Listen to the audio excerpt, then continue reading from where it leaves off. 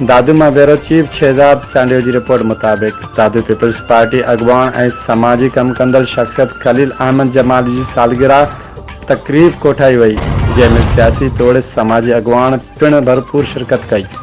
सालगिरह तकरीब में पार्टी अगवान कारकुनन ऐं शहर के सियासी समाजी शख्सियतन भरपूर शिरकत कंदे खलील अहमद जमाली के सालगिरह के मौके ते सिंधी सकाफ़त अजरक टोपी ऐं गुलन जा हार पाराया विया।